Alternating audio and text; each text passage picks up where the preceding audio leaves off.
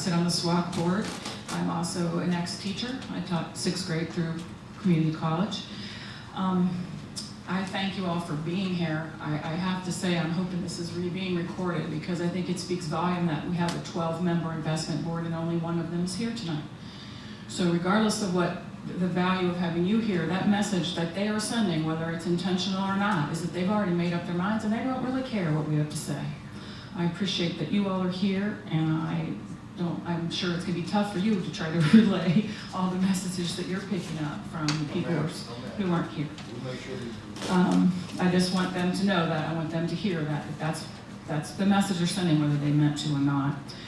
The funding levels for education are just ridiculous. You've heard in here the problems that we have: dilapidated buildings, lack of equipment, oversized classrooms. We have to have a bare minimum of a $510 million at the community college level. It should be at $650, quite frankly, to even come close to what you want to do with 40-40-20. The K-12 budget shouldn't even begin to be talked about at less than $6.5 billion. That's a bare minimum to meet mandatory state requirements now before you add all the stuff you're talking about adding. I'm a supporter of 40-40-20. I think it sends a good message about lifelong learning. I'm a supporter of a lot of the changes that we're talking about, but we're implementing everything without the basis that we need.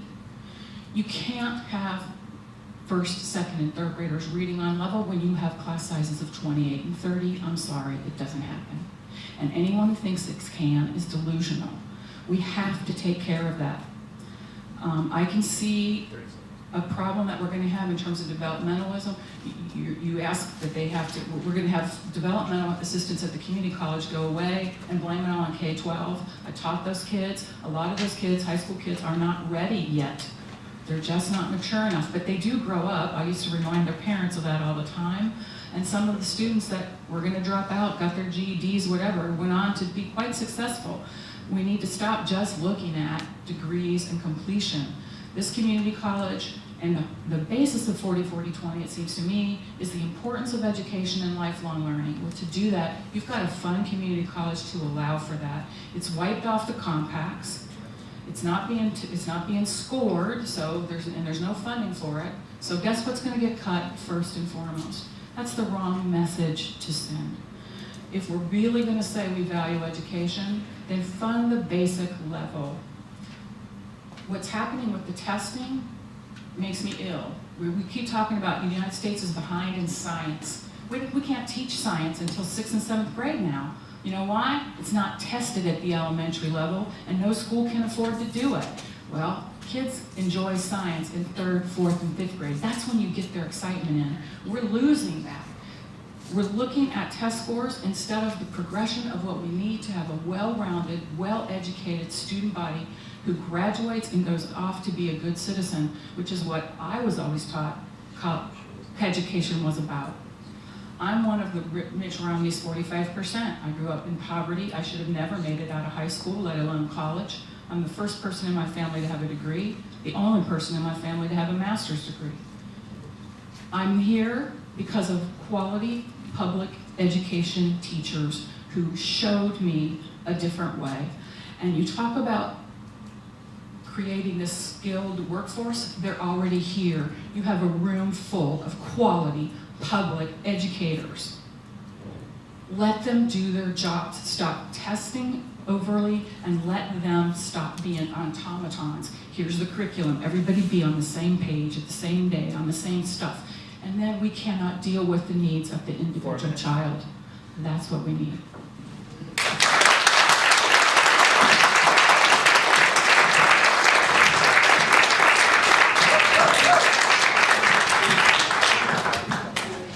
Terry Harris-Jones, Jan Stoffel, Linda Sanders, and Wes Barron, please.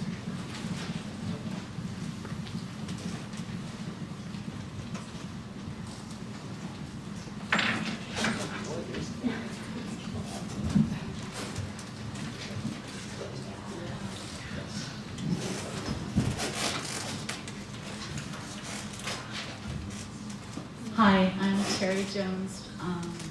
I'm a member of the Oregon School Employees Association. I'm president of Chapter 33. I'm also a library media clerk at Maxton Elementary School. I believe education employees are our greatest resource. To achieve success with any initiative, to meet any standard, we must have a strong workforce with adequate student-employee ratio, certified and classified. Tonight I'm speaking on behalf of my 100-plus classified employees. The loss of adequate education funding has been responsible for position cuts, reduced hours, benefits, and professional development opportunities for classified employees. Classified employees include maintenance, secretarial, accounting, special ed, EAs, speech paths, assistants, and library media clerks. In some districts, it also still includes food service and transportation. A school cannot run efficiently without us. Our students deserve to be served by a classified workforce that is primarily comprised of 40-hour-a-week employees that are actively involved in their school's professional learning community. Second thing I want to speak on is school libraries. If you want to improve test scores, if you want to better prepare preschoolers for kindergarten, if you want students to have the needed vocabulary for further learning, if you want students to achieve the informational literacy skills that they need in the 21st century, then adequately fund and staff school libraries. We are your program.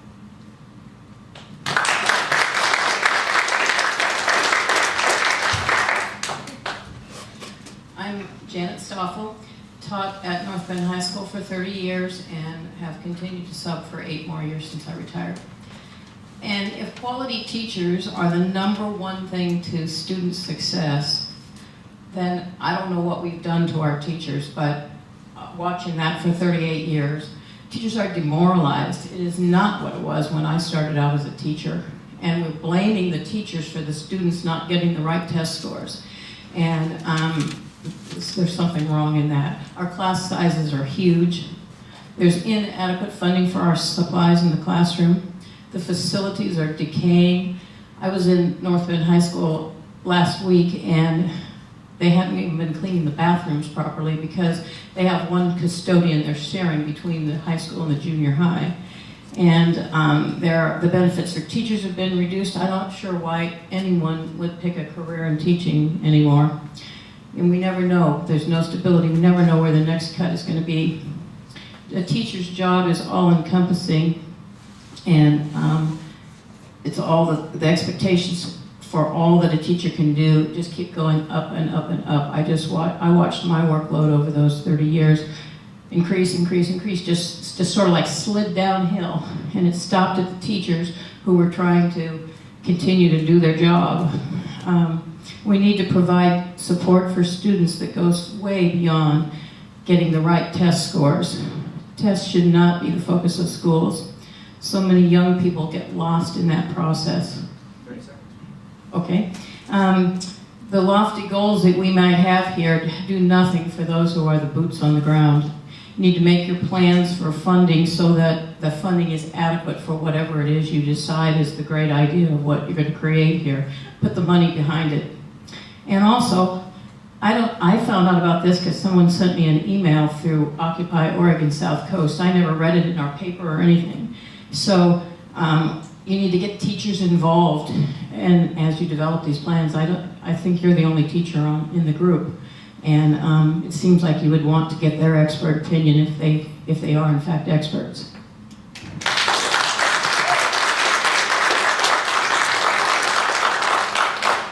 My name is Linda Sanders. I'm an 8th grade science teacher at Marshfield High School. And one of the things I've noticed over the past 23 years is the demand on educators has increased.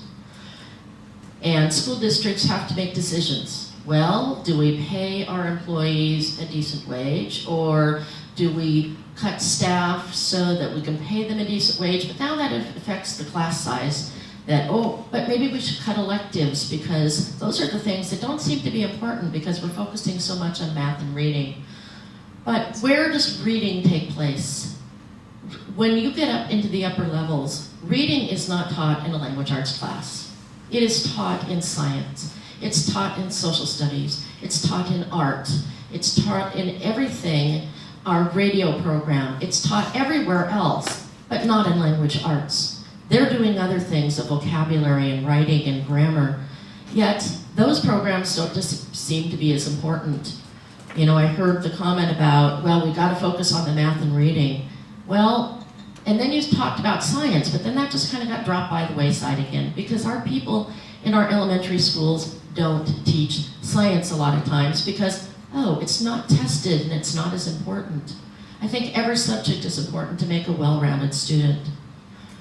So we're supposed to be able to do all this stuff, have higher demands. We're supposed to contact parents, all these parents that you can't get a hold of because they're working 2 jobs.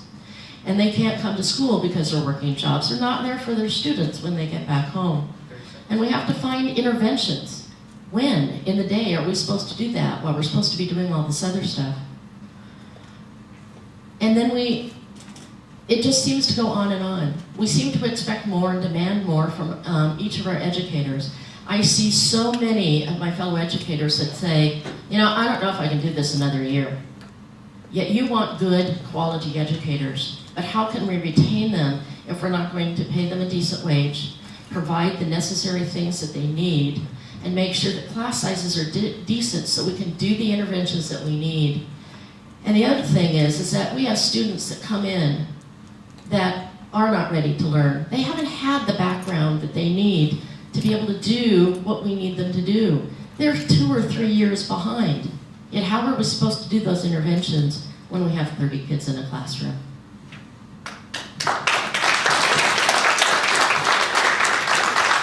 Hi, I'm Westfalen. I'm a counselor at Marshfield High School. I have a little different background than some of the counselors I know. I started at a community college, so I worked at a community college for 5 years. I also worked at Southern Illinois University, and then I came over here to Oregon to a high school. I worked at 2 high schools in Illinois as well, Belleville West and Hassack County High School. I've had a wide range, also an elementary school as well, so I've got the whole K through 20 experience. I want to talk about myself. I'm an example of someone who came from a household of working class family in Chicago area. I had very little confidence about going to college. I had an African American counselor at the community college where I went in Moraine Valley Community College who taught me how to break down big goals into little objectives, and he taught me how to organize my life and set myself up for studying and, you know, organize my studying and my time and everything.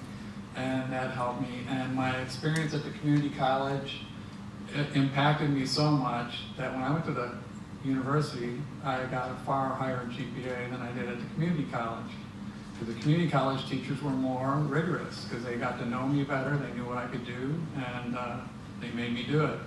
Anyway, after that experience, I decided I wanted to be a counselor. I wanted to actually work at a community college, which I did do. But my job got cut. I came to Oregon after working at a couple high schools, and I worked in Dallas, Oregon High School. For 2 years, they cut my position there. I ended up at the elementary school for a year.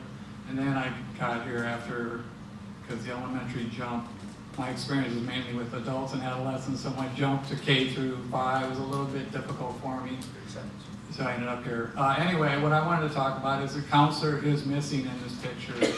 And the things we're not talking about are we help them with a lot of barriers.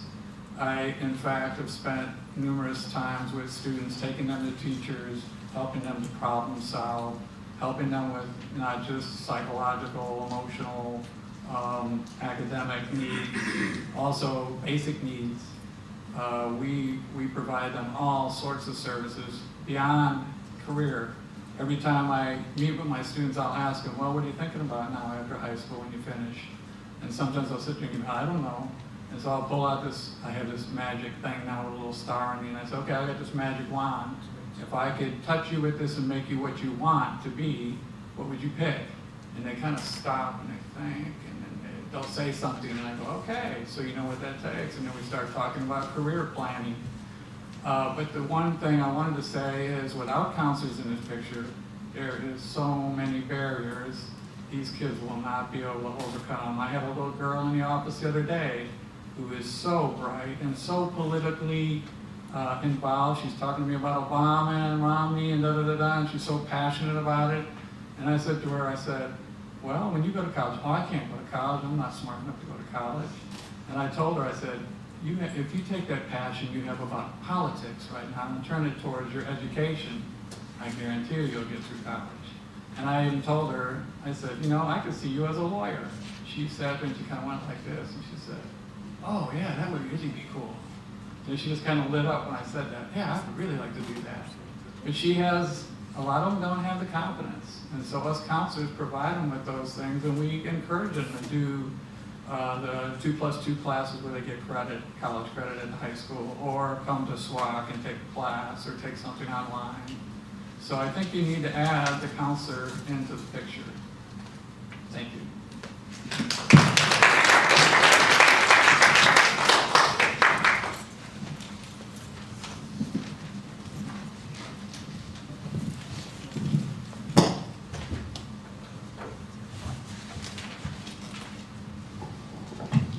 Thank you everyone for coming this evening. Just a reminder to fill out the form, and I did want to let you know that these proceedings are all being recorded.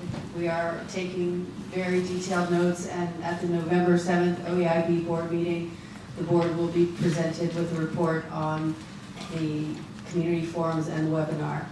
Thank you, and you can send more comments if you'd like to the education.investment@state.or.us. Have a good evening.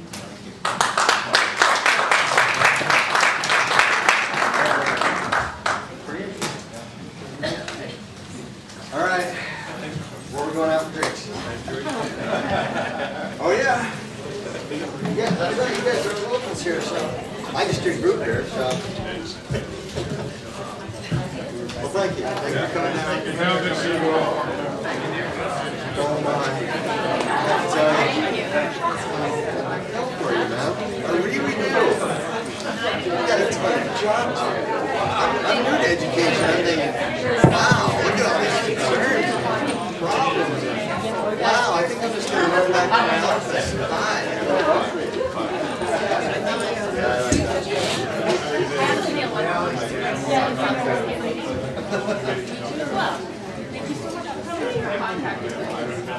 I got it. I'll send it to you anyway. Okay. No, I'm in a meeting right now. I'm Dr. Drew Logan. I'm Jeff Davis, Superintendent of Deeds. We're going to cut a fish today. Choose your diet. Oh, you just went up with it. I've known you were coming this time.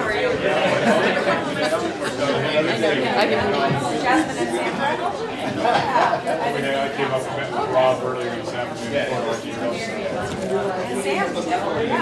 Tomorrow's going to be interesting. Yeah, it's whenever you have about 400 teachers and administrators there. And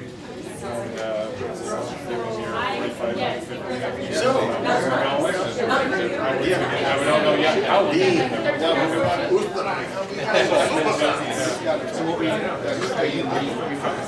all the sites,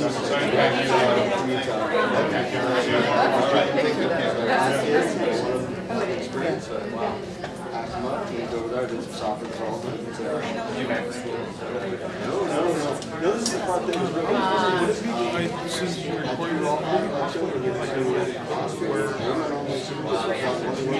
That's not our report. I think that's the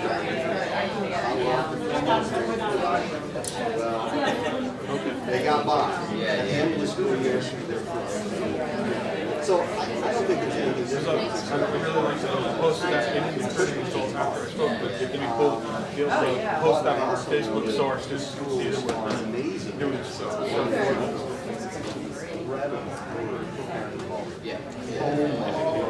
Hannah, you guys. Yeah. Thank you.